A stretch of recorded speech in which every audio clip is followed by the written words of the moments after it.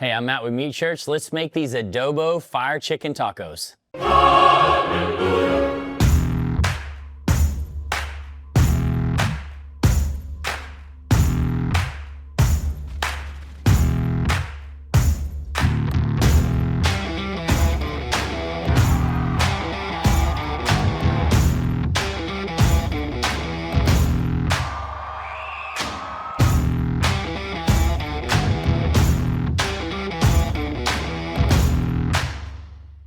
I'm super excited about today because this is one of, if not the most delicious taco we have ever made.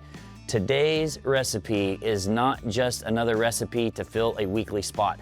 This is a case where we made this taco at a barbecue festival and the reaction from the crowd was so amazing that we all together that day were like, we gotta do the video on this and show everybody how to make these. So these tacos come from the Troubadour Barbecue Music Festival. It's our favorite barbecue festival in the world. It happened last month in March down in Bryan, Texas. So what we did was we made a homemade adobo marinade. We soaked chicken thighs in it for about a day, pulled them out, and we seasoned them with an Achiote seasoning. And no, I don't even make that seasoning. We don't always use our own seasonings because we don't have seasoning for everything. We want to keep this really Southwestern. We grilled them hot and fast over our charcoal. And then we made a homemade creamy salsa verde. It's a recipe that I learned down in South Texas last year, and these things were banging. And so it's easy, you guys will love it. It's juicy and it's flavorful, very Southwestern. So let me grab a blender to make the marinade and we're gonna jump into it. Pretty easy homemade marinade. I know on this channel, sometimes I've said buy store-bought, you know, whatever you wanna do, but in this case, I don't know of one like this. Very Southwestern, as I said earlier, and actually very easy. So I use a Vitamix, it's something I've had for a really long time. Use whatever you want. So what I've got here are 2 dried ancho chilies, and we've just put them in a bowl of water to kind of rehydrate them. Pulled the stems off, by the way. You don't need that in there. And then I'm gonna put a little bit of water. You just need enough to get this blended up to a decent consistency.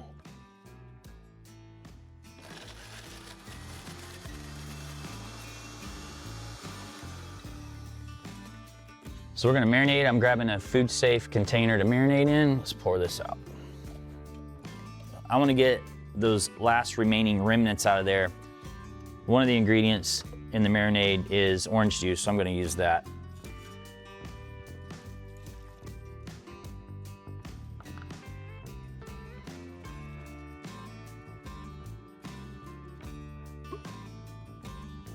Orange juice in. All you gotta do is mix in the rest of the ingredients. So we get a little apple cider vinegar. By the way, the recipes are always below in the description. They lead you back to meatchurch.com. I'll also put a link there for our spring collection merch that dropped that you guys have been crushing. A little bit of adobo. So this is a little can or jar of chilies in adobo. And so you can leave the chilies in it, just make sure they're nice and minced up. Some freshly minced garlic. Some Mexican oregano to keep it Southwestern, some ground up cloves, a little bit of cumin. We want about 2.5 tablespoons of salt and pepper, or in our case, Blanco. Just gonna measure on my own here. All right, let's just mix that up.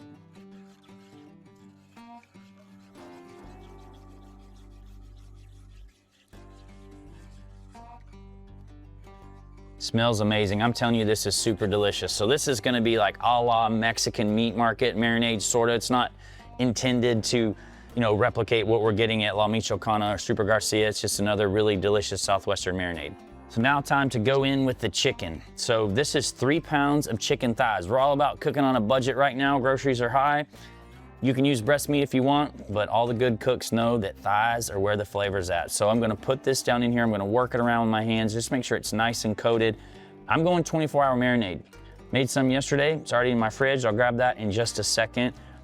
We've tested this a number of different ways, and I think that 24 hours is a good spot. Anything less than that just didn't give me the flavor that I wanted, but it's all personal preference and whatever you wanna do. So using that hand, work the chicken around in here. We're gonna go put it in the fridge.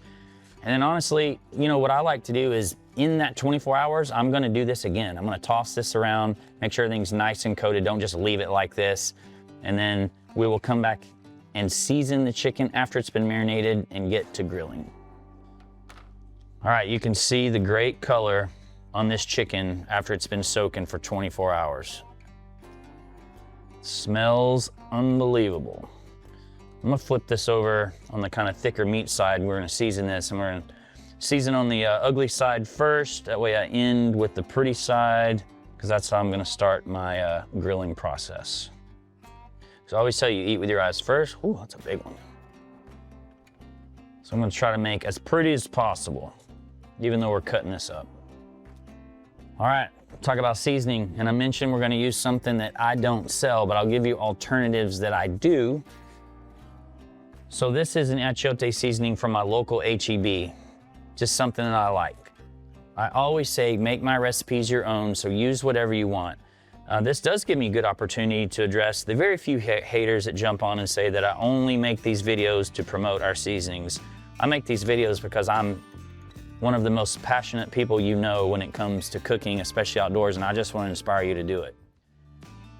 So if you don't have an H-E-B because you don't live in Texas and you can't get this seasoning, you can find some like it. A great option in our arsenal would be our Hail Mary. It's a very Southwestern seasoning, and there were people on my team that argued, why the heck didn't you use it? Well, I just told you why. All right, I'm kind of going, I would say kind of light. Anytime you marinate chicken, seasoning could be considered optional.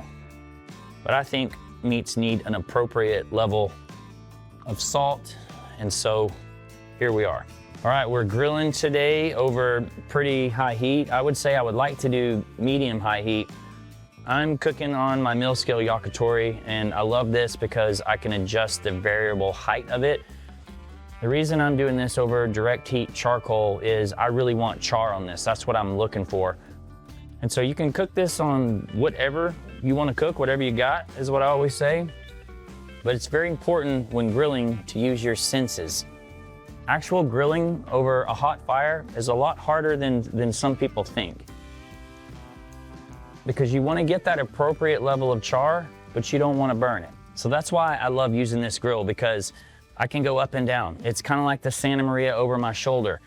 Right now, you know, I feel like I use my hand to feel this before I put the meat on. It's pretty hot. And so I'll use tongs here and I'll lift it up and see how it's doing. And so if it's getting a little too much char, I can raise it up. If I feel like it's taking too long to cook, I can lower it down. You certainly could do this on a pellet grill, a fixed level Kamado grill, kettle, whatever you're wanting to do. But this is just kind of my preference today. These are made down in Lockhart, Texas by good friends of mine.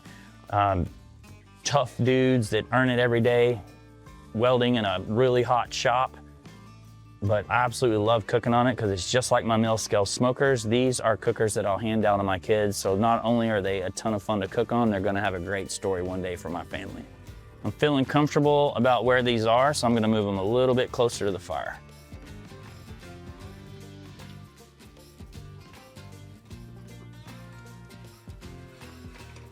That I'm liking. If you're ever thinking you're getting too far, flip it. Flip it, rotate. Again, use all your senses. Just continually move this stuff around. God, that's looking good.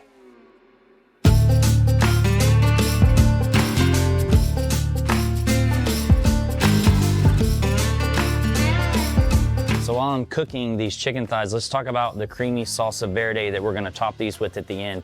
So I was taught this green sauce recipe. Mrs. Meat Church prefers a green sauce over a red sauce. It's what we have every Saturday morning on our breakfast tacos. And so a friend down in South Texas gave me a recipe. Of course, I added my twist to it, which was grilling. So again, recipe below in the description, but I take 10 tomatillos, 1 to 2 jalapenos or habaneros if you want something even hotter, or serranos if you want, you know, even hotter. And about a half an onion, and I cut everything in half and I grill it for a while, get a nice amount of char on it.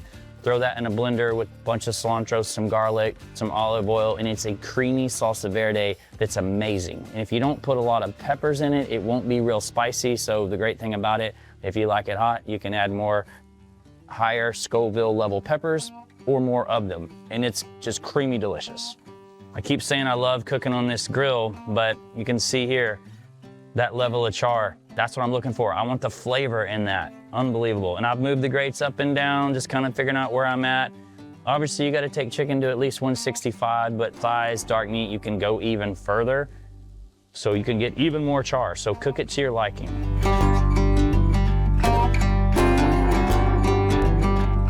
time to eat. Just gonna get one of these thighs. I, probably didn't say this in the beginning, but chicken thighs are easily my favorite go-to during the week things to grill for the family. If you're ever in a hurry, this is definitely something that I lean on. And I talked about Mexican meat markets earlier. I'm lucky that I've got one on my street. And so if I don't have dinner plans, I just go down there and grab some marinated chicken meat and have at it. And that's amazing. It's like very juicy as thighs always are, but that marinade just comes through, and it's got enough spice so that you know it's there, but it's not spicy by any means. Dig in here to our freshly cooked tortillas. I love getting the par cooked tortillas and cooking them fresh. Can't beat it. Let's load this up. You know what? I'm gonna cut these in half.